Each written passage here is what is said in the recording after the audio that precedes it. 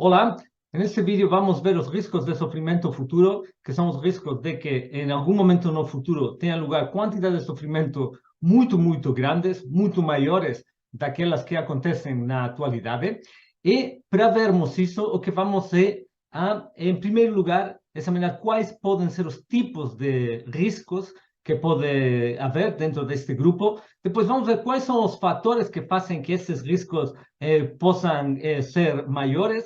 E depois, para terminar já, vamos ver quais podem ser as estratégias que, de uma perspectiva longo-prazista, nós podemos levar para frente para tentarmos reduzir esses riscos, hein?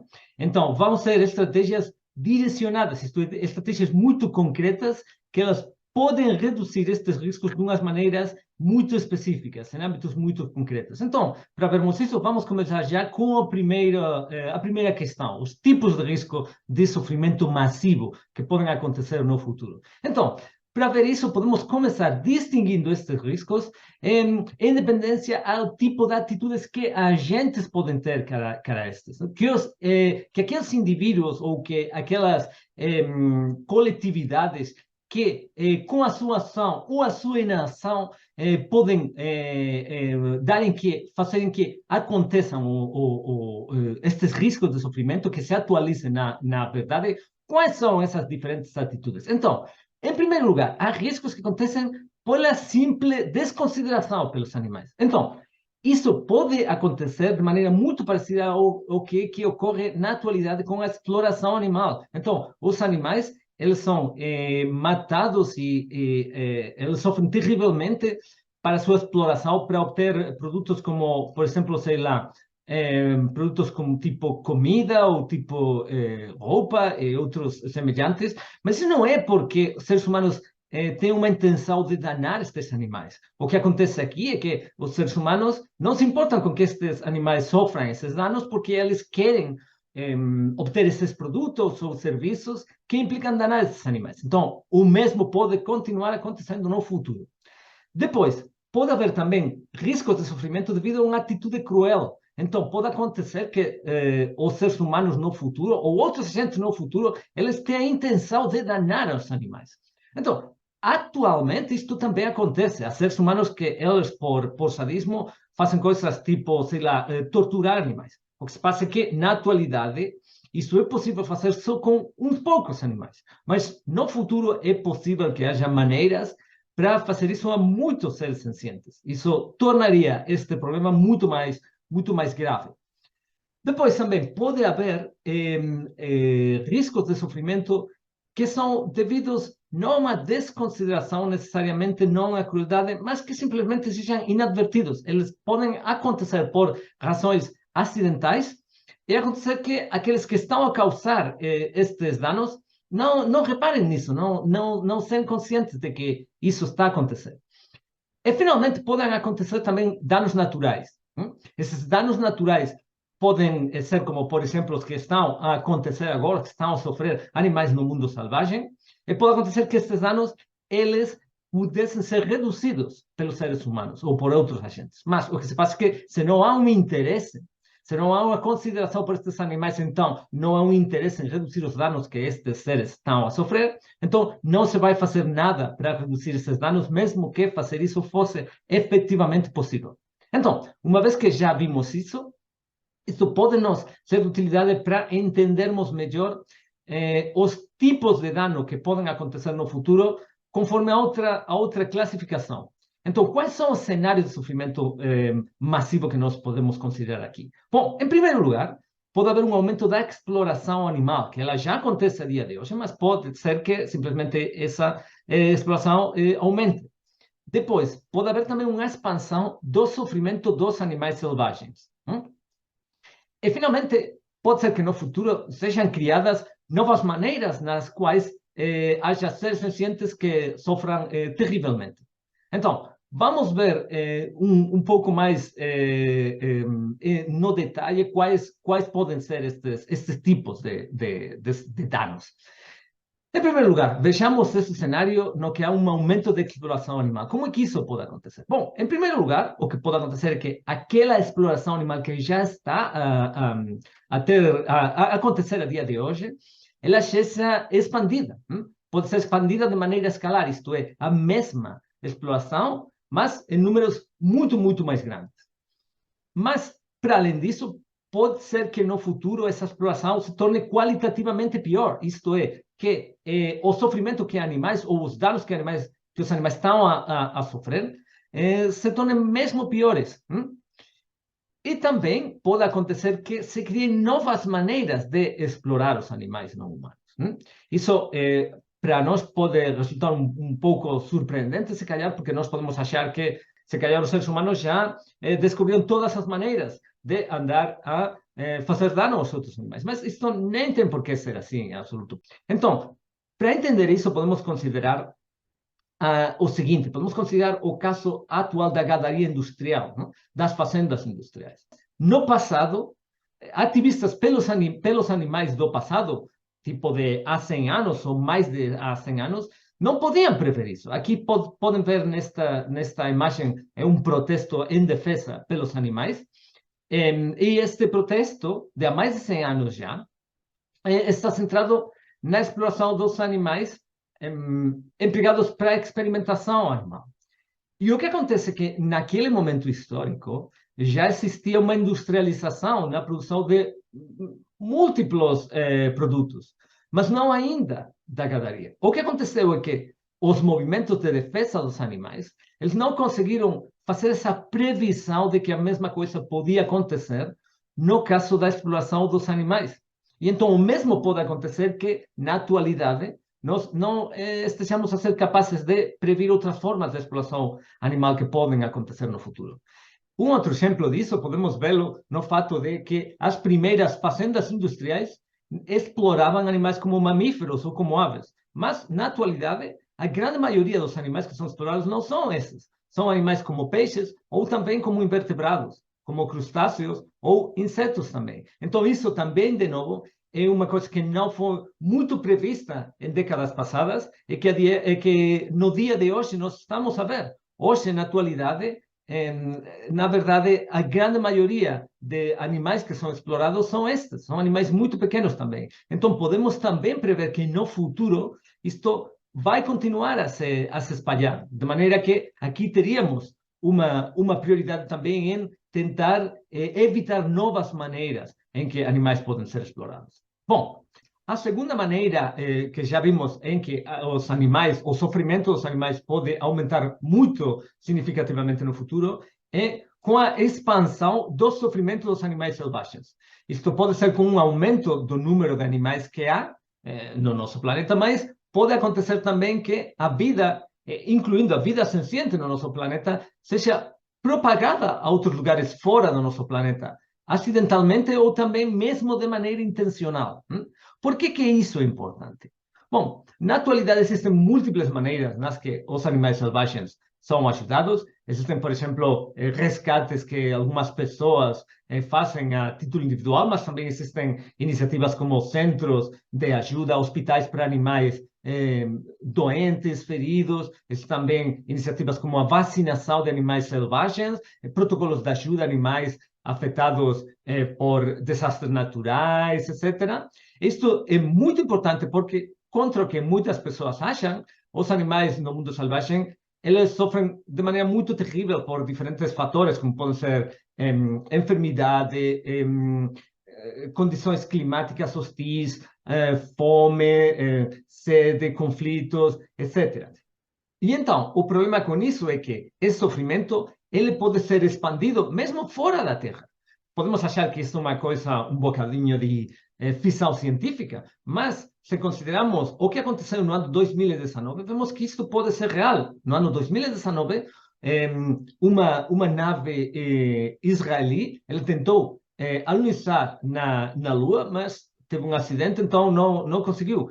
Mas esta nave, ela portava invertebrados. Queria fazer o experimento de ver quanto é que eles conseguiam resistir lá. E o mesmo acontece com outros planos de enviar vida animal fora da Terra. Mesmo existem iniciativas como o que se conhece como panspermia dirigida, que consistem intencionalmente levar a vida a outros lugares. Isto pode ser muito terrível se consideramos, entre outras razões, que há motivos para achar que muitos animais no mundo selvagem eles têm vidas que são pior do que terem nascido, porque eles morrem muito rápido quando são muito jovens e as suas vidas contêm, pelo tanto, o sofrimento da sua vida, mas as suas vidas não são suficientemente longas como para também incluir muito desfrute, não? Então, como a grande maioria dos animais reproduzem-se tendo muitos filhotes, dos quais só sobrevive uma minoria, isto pode fazer que haja muito sofrimento aí. Pelo qual, estas iniciativas, como essa que vemos examinada nesse artigo, nesses dois artigos que estão a ver aí nessa imagem, de espalhar a vida animal fora da Terra, elas podem ser muito negativas, pois podem estar maximizando o número desses animais que têm essas vidas que, em conjunto, elas podem ser negativas. Também, além das duas maneiras que já vimos de aumentar o sofrimento animal, pode haver novos tipos de ciência que façam com que o sofrimento animal possa ser também muito grande no futuro. Então, uma delas consiste em criar novos animais, animais geneticamente desenhados, que isso é algo que nós já estamos a fazer agora. Pode ser que estes animais sejam usados, então, para exploração, ou pode ser que estes animais sofram por motivos intrínsecos a essas alterações genéticas que eles sofreram. E também pode acontecer uma coisa diferente. Nós podemos fazer novas maneiras de vida artificial. Isto pode acontecer se nós criamos, desenhamos um novo DNA, mas também podemos, mediante a biologia sintética, criar novas maneiras de vida que nem empreguem sequer um ADN como aquele que nós temos, não? E, finalmente, também, além de animais geneticamente desenhados, além também da vida artificial, nós podemos criar formas de ciência, de consciência não biológica, isto é, consciência artificial.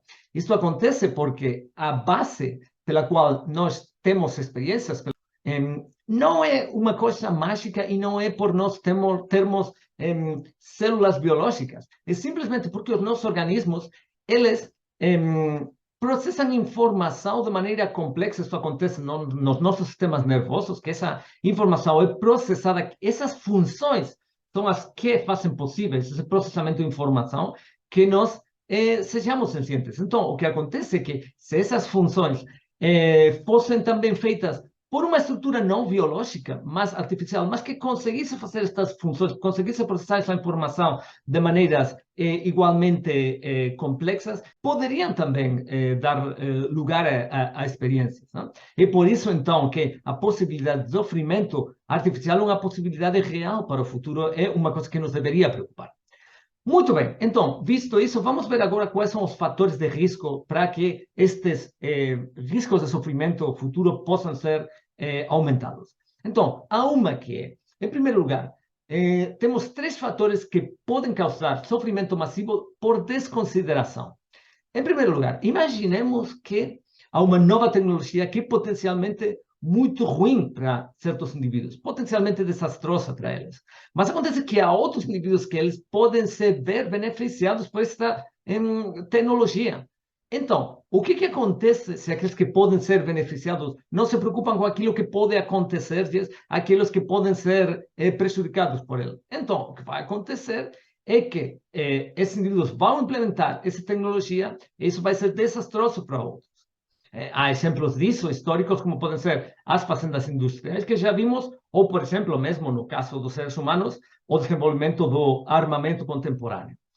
Mas também há outros cenários que tornam possível o sofrimento massivo. Quando, como já vimos também, certos indivíduos querem prejudicar a outros intencionalmente, ou quando fazem inadvertidamente, como, por exemplo, com a expansão acidental da vida fora da Terra. Ou, por exemplo, pode acontecer que certos indivíduos podem permitir, podem deixar ou podem mesmo promover que outros sofram danos por razões naturais, porque acham bom ou acham indiferente. E isso é o que acontece, por exemplo, hoje, com o caso do sofrimento dos animais selvagens, não?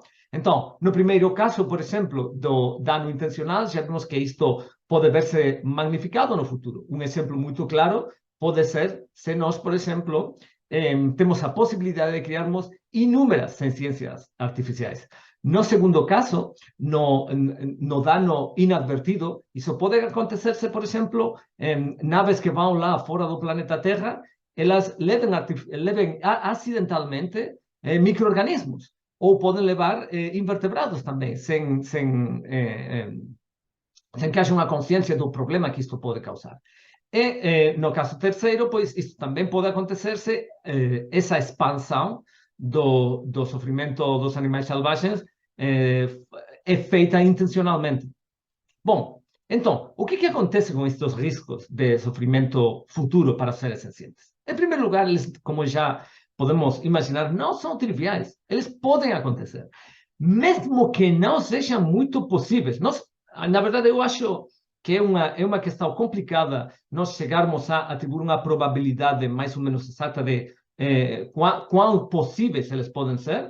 Eu não acho que seja uma probabilidade muito, muito reduzida, mas mesmo que achássemos que é uma probabilidade muito reduzida, não é uma probabilidade totalmente trivial, não é uma probabilidade desdenhável.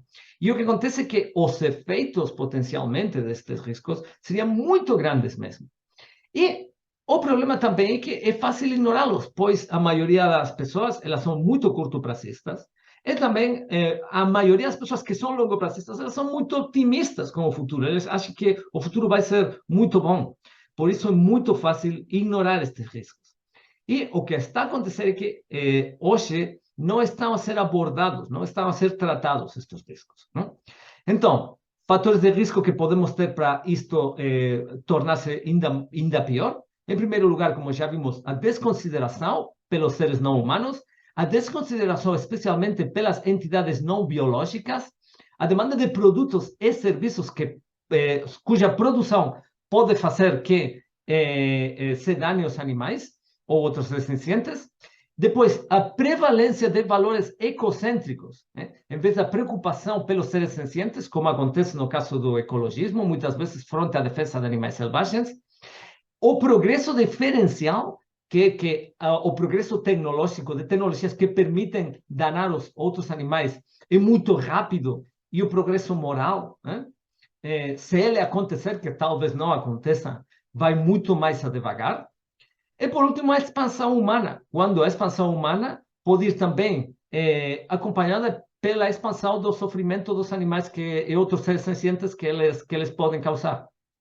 Então, visto isso já, podemos passar ao último ponto que temos aqui, que é o das estratégias que nós podemos implementar para tentar evitarmos isso. Então, em primeiro lugar, podemos considerar estratégias que têm relação com intervenções direcionadas que já estão a ser abordadas.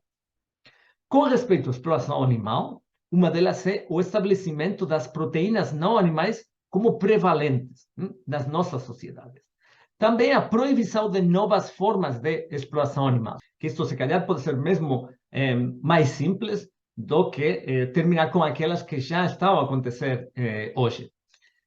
E também outro exemplo seria a criação da biologia do bem-estar, isto é, a ciência que estuda a situação dos animais selvagens, a situação com respeito àquilo que é positivo ou negativo para eles, e que é aquilo que nós podemos fazer para melhorar a sua situação e para reduzir os danos que estão a sofrer.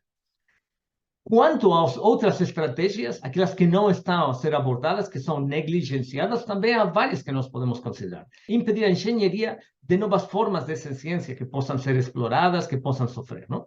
Também o alinhamento não antropocêntrico da inteligência artificial. A inteligência artificial transformativa, ela vai fazer um cambio muito, muito significativo quando ela chegar a ter lugar.